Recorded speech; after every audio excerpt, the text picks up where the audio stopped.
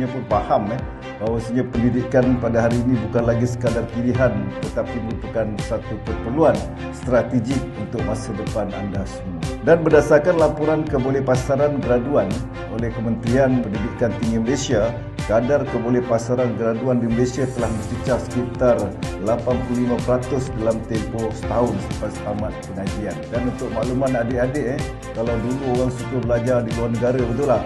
Di UK, betul kan? Di Australia, tapi sekarang punya ramai orang-orang di luar negara belajar pula dekat Malaysia ni. Lebih kurang dekat 142 negara yang belajar dekat Malaysia. Maknanya apa?